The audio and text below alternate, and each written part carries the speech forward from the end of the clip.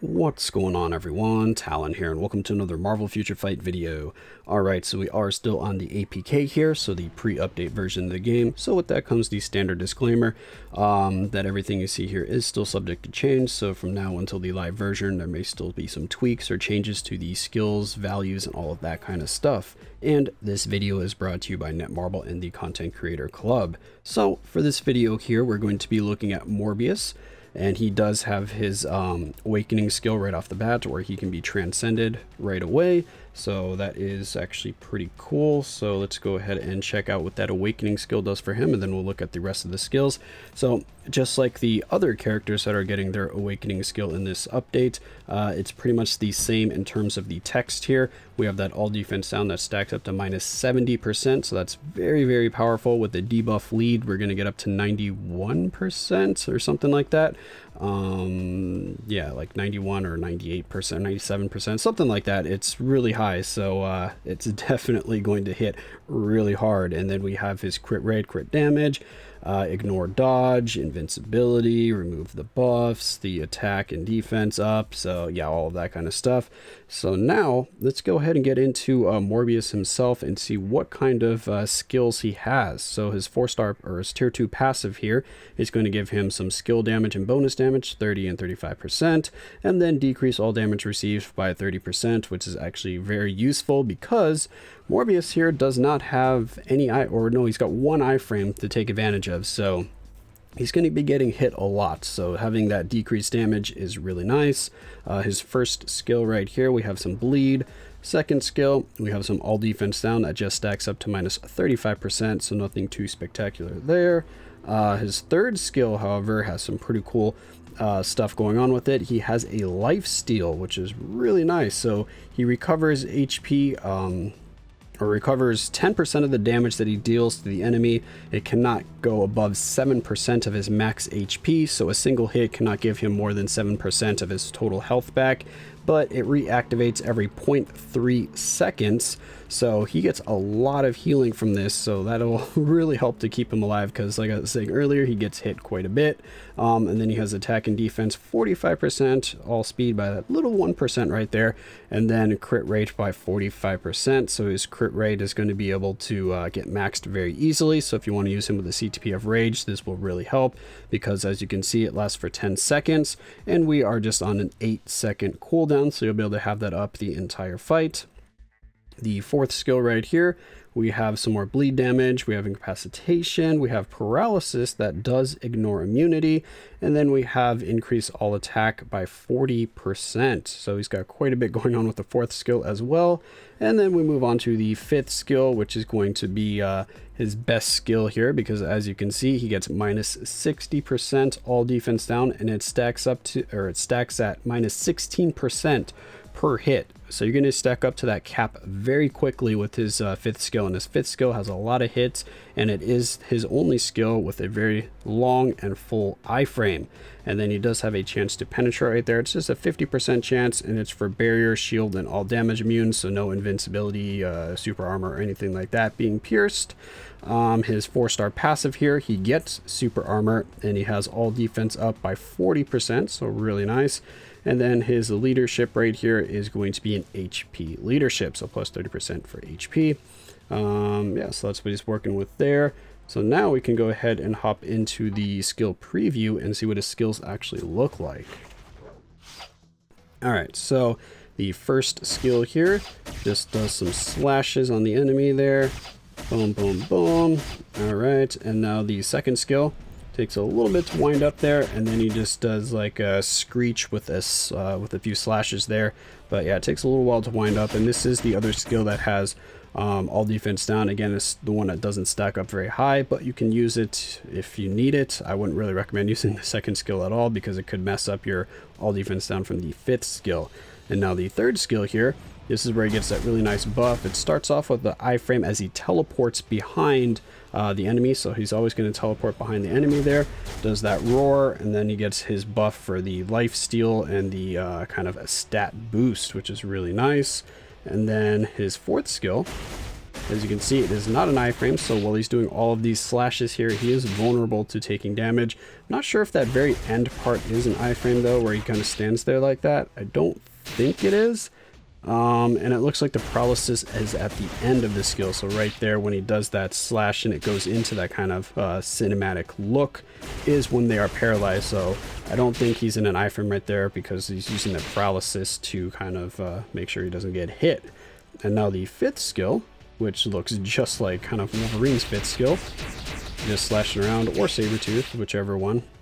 And just slashes around a lot there. We get all the claws, and this is, like I said, the skill with the iframe on it, so very, very useful skill to help keep him alive, because besides that, he's going to be relying on that lifesteal, but that lifesteal is significant, so he still does not have much trouble staying alive, even though you're going to be getting hit quite a bit. So I'm actually you know, happy with that, because this is a different kind of play style. We usually are relying on our iframes, relying on our damage immunity, so he's going to be similar to Hulk, where you can kind of just heal through a lot of damage and just keep like face tanking and just dealing damage to the enemy without caring.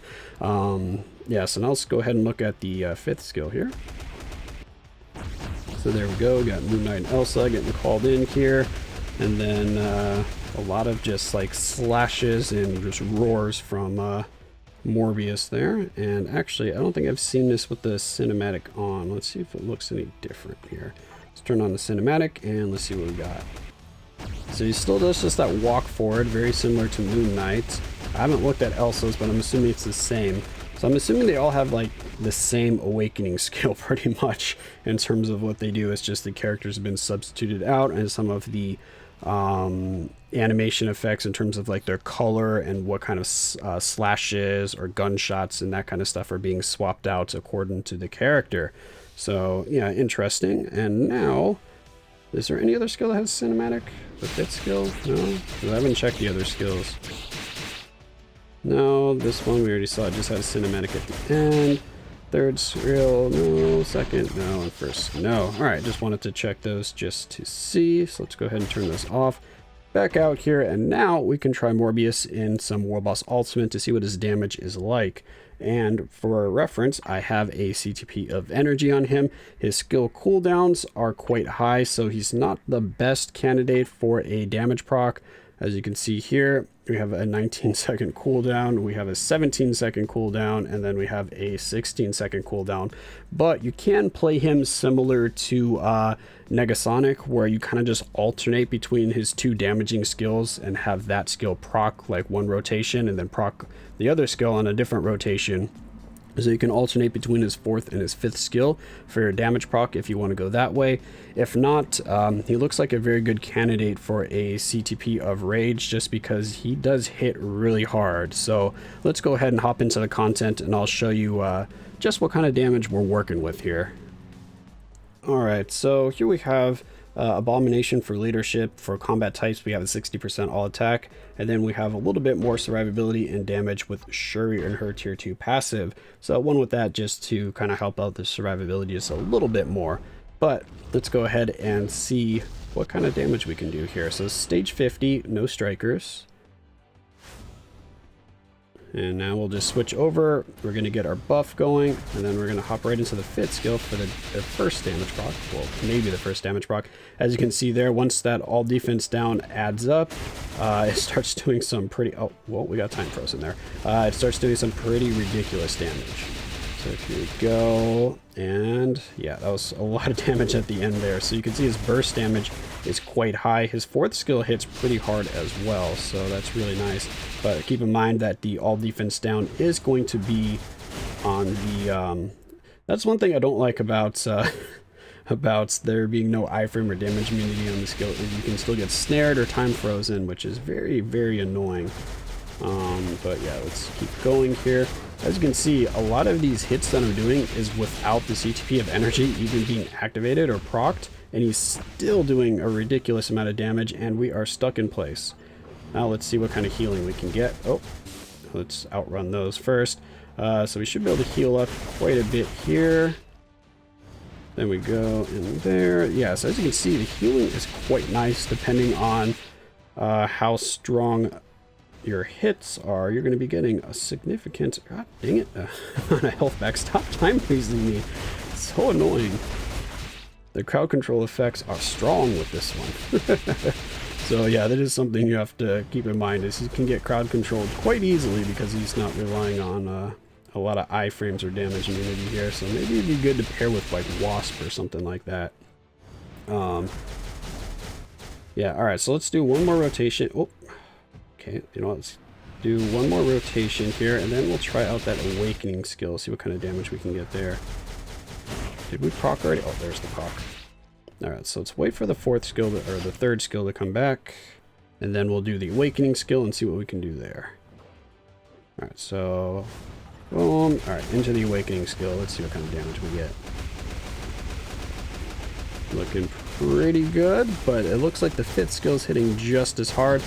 But if we have a debuff lead like Doc Voodoo, Enchantress, or White Fox, then the Awakening skill is going to be hitting significantly harder than what we just saw there, because then the all defense sound is going to be pretty much at 100%. So now I just want to switch him out for a Ctp of Rage and see what kind of damage we do with that.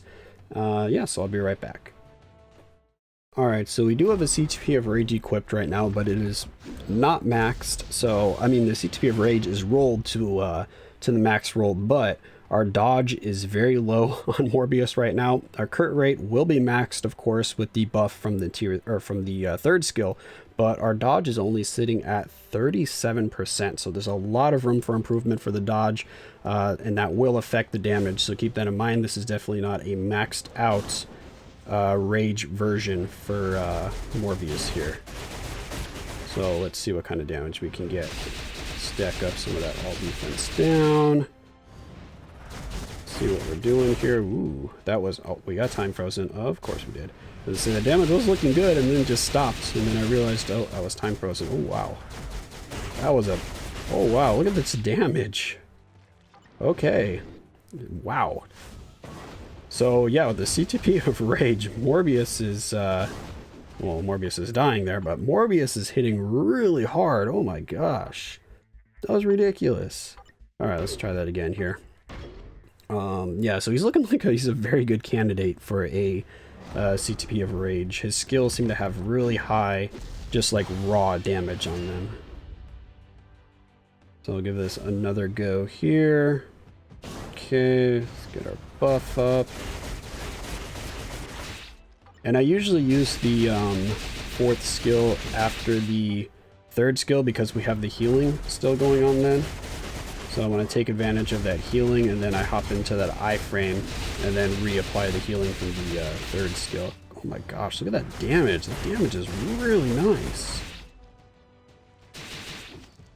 You know what? I want to try him on a higher stage. Hold on. Let me change around the team here and put him on a higher stage. Alright, so we moved up to a stage 70 here, and then we switched out Abomination for Dr. Voodoo. So now I'm curious to see what kind of damage he'll do at stage 70 here with no strikers. Alright, so let's pop on over. You know, let's do our Awakening skill here. The Awakening skill doesn't hit as hard as I thought it would, because look, we're getting up to minus 98%. But for some reason it still doesn't quite hit as hard as I was expecting. But with that minus 98%, look what his other skills are doing. His other skills are hitting ridiculously hard.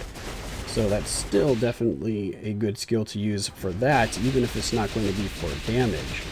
Which I'm not sure if they intended it to be that way, if they're using the Awakening skill as more of a means to debuff the boss instead of actually doing damage to the boss. Because it wasn't doing a significant amount of damage, as you saw. It was mainly the skills afterwards. So let's try again here. This time it's not doing like any damage. Oh, there we go. Now we're getting a little bit of damage. It starts to add up, so it's definitely worth, ooh, yeah, it's worth using when you see this damage afterwards. Yeah, so damage is looking really good here. That's with the Ctp of Rage, though. Remember that. And also, his dodge, like I said, is nowhere close to max, so we can still get even more out of this build here if I get his dodge up more. So if I put some dodge Uru on him, I expect to see even more damage than we're seeing here. So yeah, Morbius is looking like he has a lot of potential to be just a really good damage dealer. The only problem is he is very, very susceptible to any kind of CC and crowd control.